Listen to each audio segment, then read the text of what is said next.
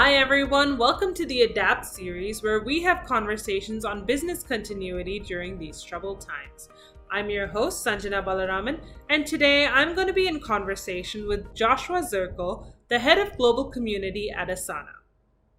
Before Asana, Joshua used to work in productivity consulting for over 15 years, and that makes him the perfect person to talk to on our next topic, which is managing work from home teams. I learned a lot from Joshua during our conversation, and I'm sure that you will as well. Let's dive in. Hi, Joshua. How are you doing? Hi, so nice to meet you. I'm well here in San You're Francisco, well. doing okay. Yeah. How are you? Okay. It's been an interesting transition, but doing all good. It's good that at least I have company at home, so keeps you. I mean, there are a lot of distractions, but at the same time, it keeps you at least entertained while sitting at home. For sure. What about you? Yeah, my partner is here with me. If I would live by myself, I think I would lose my mind, Oh yeah, no, given how much time definitely. I'm spending inside right now. So it's nice having someone around, and all of us are trying to figure out our way how to make it through this together. 100%. So obviously, I think one interesting thing about the current work situation, the remote work situation, is that a lot of people, and I'm including me in this, have discovered almost a new skill set that you need to work from home.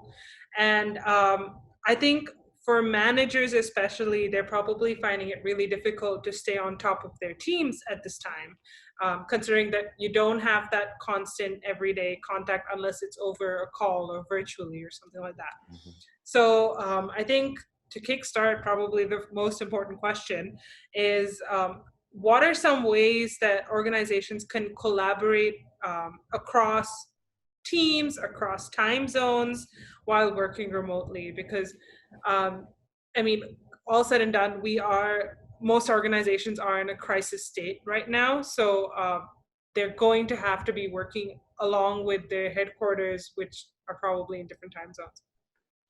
Yeah, it's a good question, and you're absolutely right that all of us are trying to figure out a new way of working. Even if you worked from home a couple days a week or a month before, it's a Mm, totally different situation when you and all of your coworkers and all of your customers are likely all working from home all the yeah, time for the very first time ever. So it does require this new way of adapting to how we work and how we communicate. And what I've seen is really effective remote teamwork depends on hmm, how well your team sets up and manages communication. It's so different than when you're sitting at your desk at your office and you can just rotate your chair, swivel around, ask your coworker what they're up to. definitely, definitely. It's just so different. And that immediacy is one of the things that we lose, especially when we're working remotely and across time zones with colleagues in different places. So really staying in contact, using the right channels, it becomes extra important, but also extra challenging if you don't set up the right systems and frameworks for doing Exactly. so. Yeah. Yeah. Um, So yeah. like I've Sorry, seen, continue. yeah, no problem. I've seen a lot of teams that have a lot of tools for communication at their disposal. Yeah. Maybe they have multiple email accounts and chat tools and like instant messaging and video chatting, and all of those can be really helpful. But it only works well if you and your team has decided in advance what each channel is really for. So Exactly. No, I you want think to I set, think one thing is like obviously, like you were saying, you can have a lot of these tools, but if you're not exactly clear on how your team is using it or how other teams are using it, it can kind of be a mishmash of just too many tools for as sure. well. Yeah. For sure. So, for instance, at Asana, we have all the tools that we could possibly want, but we've decided what each one is for. So, Mhm. we use Slack for quick questions and chat. Like when we were in the Okay. office, this would be like, hey, want to grab lunch? Yeah. Now it's like, hey, where do I look for this specific answer to a specific question? So, Yeah. Slack is for that. Hangouts or Zoom are for video calls, obviously. But Mhm. for actual content that's related to work, we just use Mhm. Asana for that. We don't also use email. But Okay. it's about us deciding using guidelines for what is each tool for. So we Yeah. use instant messaging for quick questions, video chatting for meetings, etc. Asana for the bulk of our work communications, and then the only thing we use email for is for external vendors and partners. But Okay. whatever your work situation is, look at the array of tools that you and your team has, and then decide what you're going to use each one for. It's really important because then at least people know if I'm not sitting next to you what the right way to get in contact is. Of course. What are some of the challenges you think that are there in managing a remote team, and how should organizations deal with them?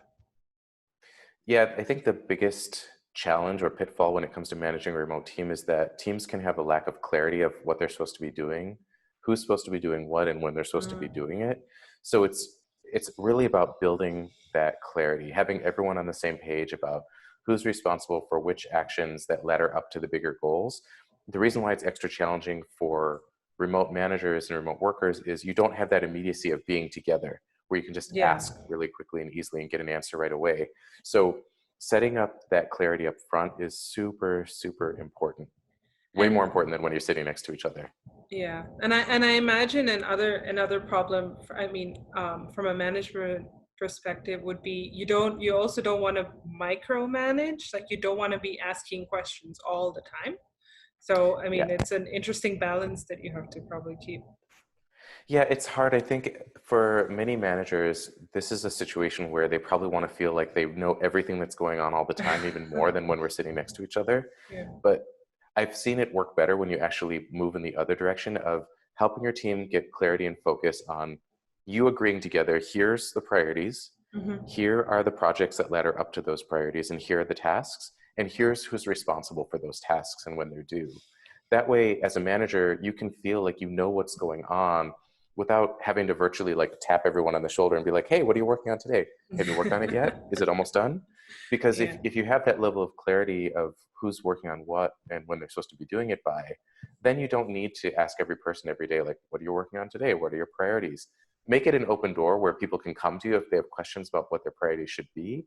But by setting this up in advance, it makes it a lot easier for everyone. Of course.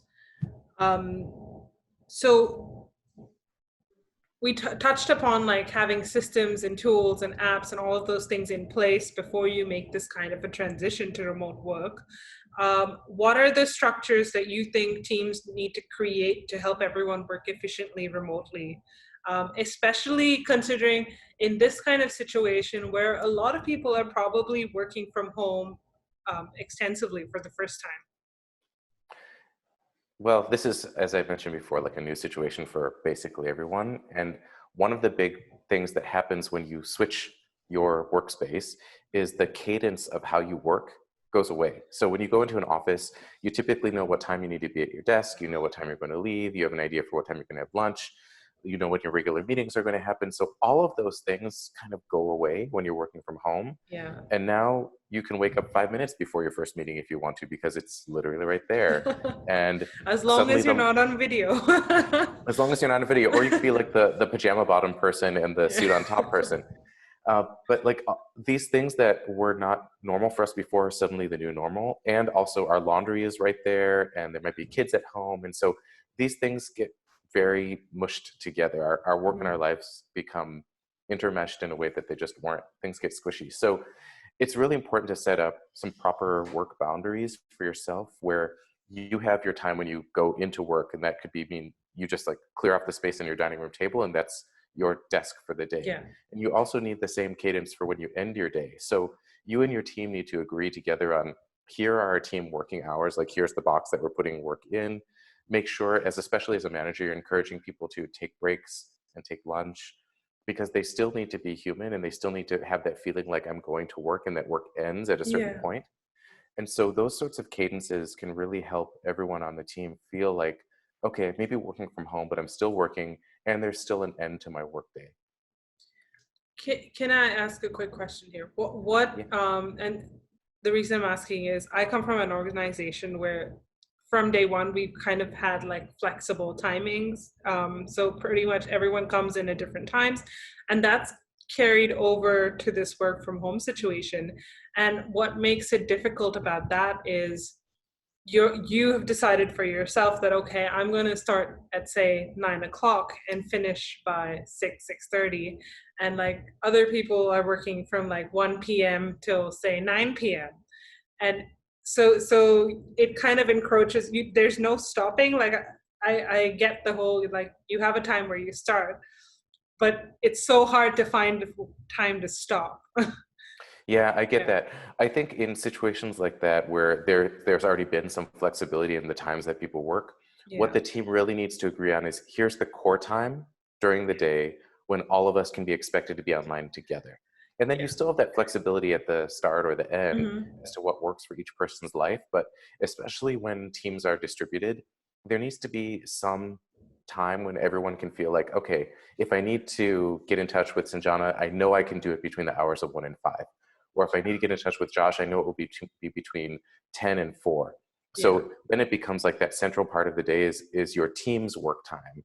And you still have your individual work times that are at other points during the day. That's totally okay.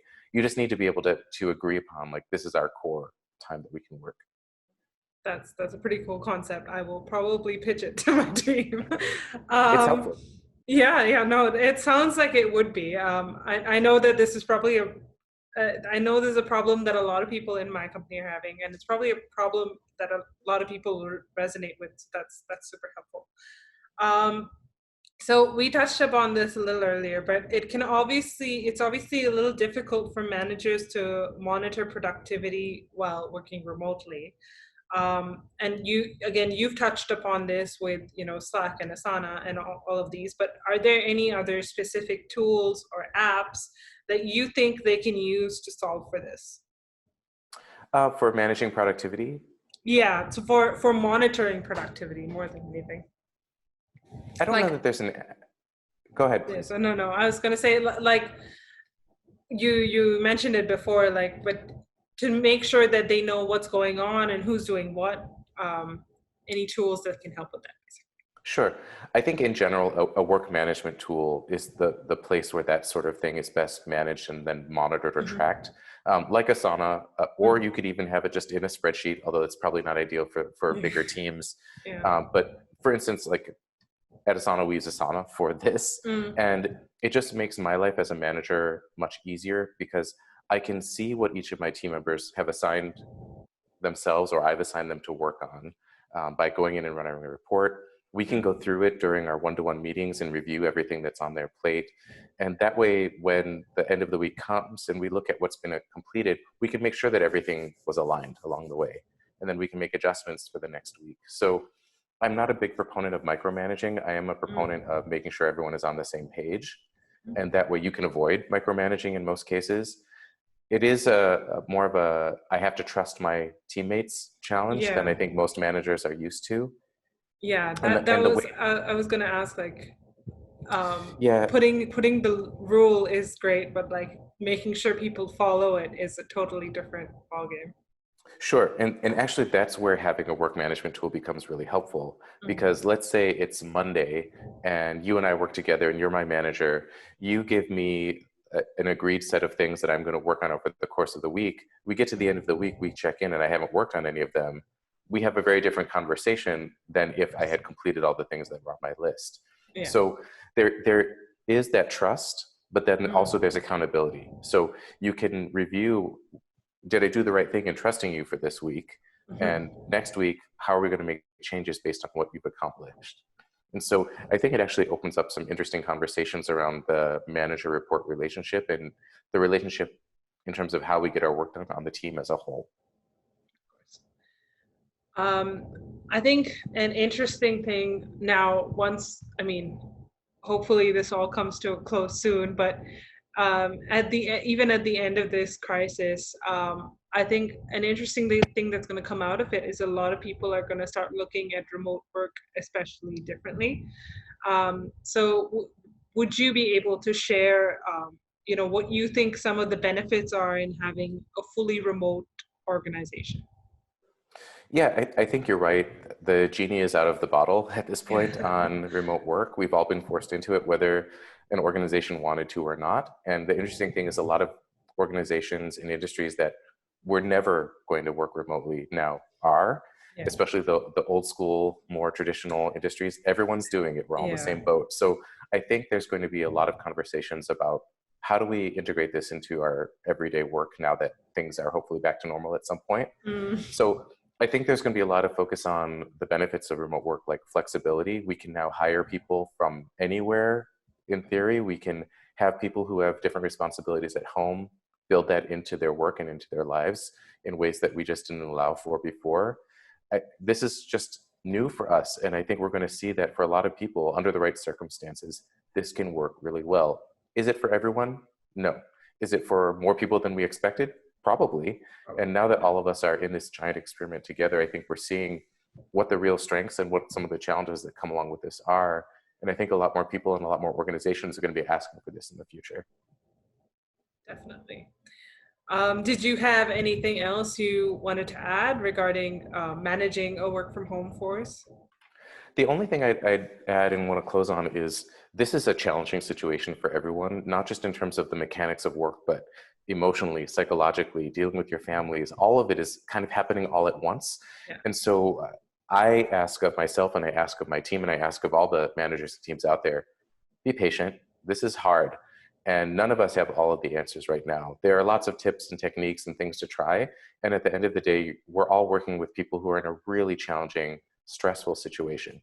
So when you're working with your teams, if you're a manager or if you are a report, think about empathy with the people that you work with, because it's hard. And the more we recognize that with each other, the easier this will be for everyone.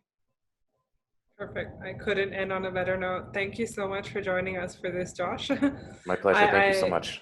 Yeah, I learned a lot, and hopefully everyone else out there did as well. Great. Thank you so much. Good luck out there.